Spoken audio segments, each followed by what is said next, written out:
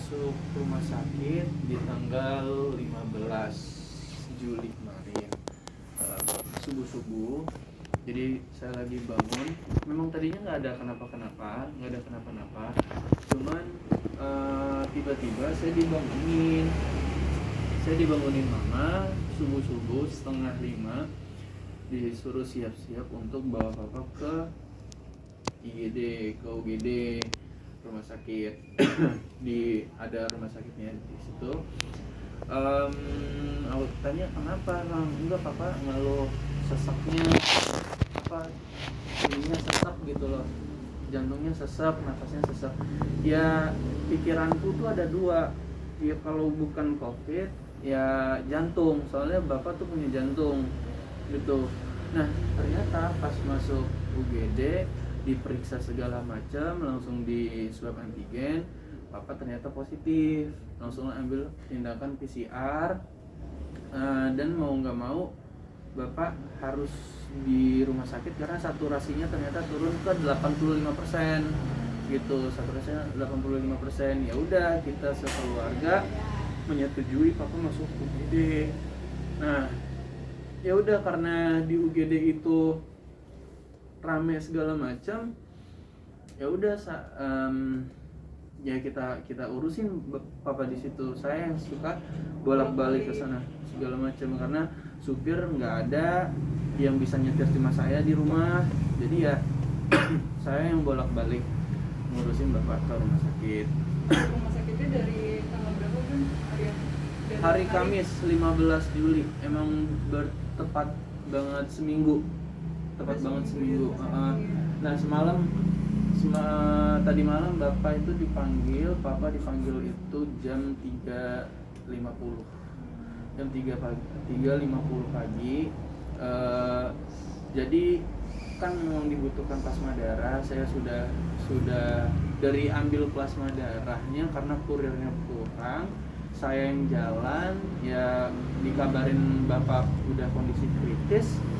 Saya masuk rumah sakit, papa udah yang kritis gitu. Sampai akhirnya plasma darahnya juga udah di transfusikan, tapi ya Allah berkata lain, jadi ya kayak gitu. Saat kejadian itu ada saya di sebelah papa. Tapi itu sebelumnya susah nyari plasma darahnya kan, Bani sempat posting juga tuh. Emang gimana tuh, gak disediakan atau terbatas atau gimana? Memang belum dapat aja gitu, cuman yang pas kemarin saya posting di sosial media, karena gini, keadaan bapak tuh tadinya sempat membaik, saturasinya sempat naik ke 98, 97, cuman bapak nih saya dapat laporan dari suster, dia suka copot-copotin oksigennya gitu, ya mungkin udah nggak betah atau gimana. Ya udah sampai akhirnya saturasinya drop lagi, tapi kok makin drop. Nah makin drop itu ya saya udah disuruh cari plasma darah, ya langsung saya cari plasma darah lah kemarin itu juga gitu. Sampai akhirnya plasma darahnya dapat, ya bapak udah dipanggil. Oh berarti plasmanya dapat tuh? Udah dapat plasmanya. Dibantu Malam siapa? itu juga saya juga terima kasih juga sama rekan-rekan saya, teman-teman saya, sahabat saya semua. Terus juga fans yang ada di sosial media yang ngelihat itu, banyak banget yang ngebantu, banyak banget yang repost. Sampai akhirnya di malam itu juga saya dapat gitu loh. Dibantu siapa bukan? Mungkin plasmanya rumah sakit atau keluarga? Kebetulan yang karena banyak sebenarnya, jadi aku milih yang paling cepat kan, kebetulan yang paling cepat dari keluarga juga. Oke, berarti sebenarnya udah dapat dan bisa kemarin juga tuh. Kemarin juga memang, jadi plasma darahnya udah sama saya, tiba-tiba bapak udah dikabarin kritis gitu. Karena bapak dropnya terlalu drop banget. Jadi merasakan bolak-balik rumah sakit, rawat bokap. Iya, di rumah juga ngerasain nggak tenang, di rumah sakitnya nggak tenang gitu. Tadi bapak dimakamin jam berapa tuh? Tadi papa itu dimakamin sekitar jam berapa ya? 11:30 lah, 11:30 kalau nggak salah deh, sebelum zuhur. Kan tadi waktu dimakannya ditutup dengan adil lah ya. Apakah ada kesulitan untuk cari tanah subur atau seperti apa? Bukan, karena memang kita dari pihak keluarga memang kepengennya papa ya kalau bisa satu tempat sama Kadila atau almarhum ininya ibu pertamanya, istri pertamanya gitu loh, kan dekat tuh di situ. Jadi ya biar ya siapa tahu mereka ketemu atau segala macam. Jadi itu sih permintaan bokap ya. Buat dimakan. Tapi tadi pemakamannya sesuai protokol COVID juga apa gimana? sesuai protokol COVID. Ini sosok almarhum papa sendiri seperti apa sih di mata Bani? Ya papa tuh salah satu orang yang kuat, punya semangat tinggi segala macam. Dia banyak ngajarin saya juga. Terus juga papa tuh selalu bilang kalau orang lain bisa, kenapa kita nggak bisa, tuh sama-sama makan nasi, bukan dia makan besi, dia makan rumput atau dia makan apa. Itu yang nyemangatin saya terus. Terus papa tuh dikenal baik lah di sini di komplek, udah jadi seperti orang tua bersama. Begitu juga di teman-teman saya, banyak banget yang yang seneng, yang sayang sama papa saya. Sampai tadi banyak juga yang datang untuk nganterin papa, melakukan sunnah nganterin papa ke lahan. Kondisi mama sendiri sekarang seperti apa? Iya, mama sih dari awal udah shock sih kan, ketika papa dikabarin kita papa tuh positif, papa tuh COVID. Karena yang kita rasa juga takutnya tuh jantung, dan papa tuh punya penyakit komorbid itu yang bikin kita juga was-was bener, terlebih mama gitu. Tapi sakit jantungnya udah lama juga apa gimana? Sakit jantungnya tuh memang udah lama, cuman ya gimana ya, karena adanya penyakit ini kita jadi was-was lagi gitu. Padahal kontrol segala macam tuh bagus-bagus aja papa jantungnya. Bani mungkin kenangan apa sih yang memorable di ingatan Bani sama Kalau kenangan banyak banget. Apa ya?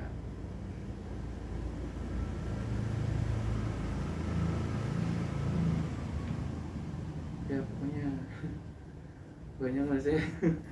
Udah ini salah satu yang pokoknya yang apa ya, yang saya salah satu yang saya iniin tuh kan dia yang salah satu saya sesali juga kan, waktu itu almarhum kakak sempat bikin premier film apa segala macam, dia datang. Nah, saya kan maksudnya ada film saya Rana Tiga Warna yang memang sampai sekarang belum keluar gitu kan, dan papa tuh selalu bilang, wah papa nggak sabar lihat kamu di Rana Tiga Warna gitu. Tapi ya udah, Allah udah berkata lain gitu loh, jadi bokap nggak bisa lihat saya gitu. Cuman ya udah apa-apa, Allah berarti lebih sayang sama papa, karena saya juga kasihan lihat papa harus gimana ya, saya tiap hari kan ketemu papa kan, saya kasihan juga sih lihatnya dia. Jadi ya memang kalau memang udah dipanggil ya udah, berarti memang Allah lebih tahu lah mana yang terbaik buat papa, mana yang terbaik buat kita semua. Allah juga lebih sayang sama papa, ya insya Allah husnul khotimah. Bani, waktu papa di rumah sakit kan Bani yang nemenin terus nih. Ya. Papa ada pesan terakhir nggak sih, atau Sempat ngobrol? masih sempat cerita? sempat ngobrol, cuman nggak ada yang ke arah sana. Nggak ada yang nanti kalau papa nggak ada tuh nggak ada yang kayak gitu. Makanya saya juga kaget tiba-tiba kayak, wah dropnya kok ini banget ya, tiba-tiba kritis gitu.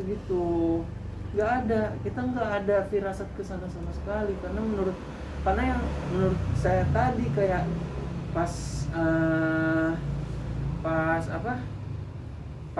papa tuh dirawat sempat ada kenaikan yang bagus gitu loh. Makanya kayak kaget, malah lebih ke shocknya tuh ke situ, kok tiba-tiba drop banget gitu. Berarti jam 3 masih di rumah sakit kemarin Masih. Tapi pesan dari almarhum sendiri, maksudnya untuk hidup Bani sendiri apa sih gitu selama hidup, Cuman papa pesan-pesannya? tuh gini, selalu gini sih, sebelum dia sakit segala macam, selalu kalau kita habis ngobrol apa, dia tuh ada kayak, "Ya udahlah, papa kan juga nggak lama lagi umurnya," selalu gitu. Masih kode-kodenya mungkin. Biasanya kan kalau di Islam kan ada kode-kode tuh 100 hari, 40 hari sebelum. Dan dia selalu ngomong kayak gitu, "Ya udahlah, kalau emang waktunya kena ya kena," dia bilang kayak gitu. "Ya udahlah, papa juga udah umur segini, kalian tuh kalau misalnya nggak ada papa nanti akur." Itu jauh sebelum papa masuk rumah sakit. Ketika masuk rumah sakit nggak ada tuh ngomong-ngomongan kayak gitu. Makanya kita semua kaget. Tapi nyangka nggak sih Ban, ternyata kamu kan optimisnya pasti sembuh nih karena kan udah membaik gitu, tapi ternyata nggak sesuai harapan gitu. Ya mau gitu ya, pasti sih sedih, ada rasa nggak terima pasti iya, cuman ya kita nggak boleh kayak gitu, kita harus ikhlas, harus bisa terima keadaan sih, harus kuat lah. Kalau akunya nggak kuat, nanti yang mau nguatin mama sama Asa adekku siapa? Asa sendiri gimana Ban? Asa sendiri histeris sih, dia terpukul banget. Terlebih kan mama gitu kan, jadi karena kita nggak ngebolehin mama ketemu sama papa selama di rumah sakit, karena ya kita takutnya mama juga udah tua, takutnya nanti kenapa kita nggak mau ada tambah hal-hal yang tidak kita mau gitu loh. Makanya ya udah, putusan keluarga aku yang maju. Bani cara mungkin nguatin mama dan adik sendiri gimana sih gitu? Ya mungkin aku nggak akan bukan kemana-mana dulu, maksudnya aku nggak akan jauh dari mama sama Asa dulu sih, karena aku harus nguatin mereka. Aku takutnya ketika mereka sendiri, mereka malah keinget apa segala macam. Ya nangis boleh, tapi ya nangis yang menderu-deru itu yang nggak boleh. Yang ada rasa penyesalan yang besar itu tuh yang nggak boleh. Mungkin boleh ceritain nggak sih almarhum tuh ayah yang seperti apa di mata Ban? Wah, dia tuh ayah yang baik banget, cuman tegas iya. Terus juga dia tuh, aku senangnya sama papa tuh, papa orangnya friendly, orangnya tuh memang suka ngobrol, suka bercanda segala macam. Jadi sama teman-temanku juga pada masuk semua ke papa, pada ngerasa kayak ini bokap gua juga. Udah sebegitu hormatnya mereka sama bokap aku sendiri. Terus juga agamanya kuat papa. Beliau setiap hari ngaji, setiap hari di rumah ini. Kalau sore, apalagi Senin sama Kamis, dia selalu puasa itu, dia selalu baca Quran, dan itu pasti hal yang dikangenin. Pasti udah nggak ada suara itu lagi mulai sekarang. Nanti malam ada pengajian nggak? Nanti malam kita rencananya ada tahlilan tapi online. Berhubung kan juga memang kita nggak bisa kumpul atau misalnya rumah terbuka buat yang datang mau apa, kita kan lagi nggak bisa kayak gitu kan, posisinya pandemi kayak gini. Jadi ya udah mau nggak mau tahlilan online. Yang penting kan doa niatnya. Tapi waktu di rumah sakit Bapak sampai pakai bantuan oksigen gitu atau gimana Ban? Gimana?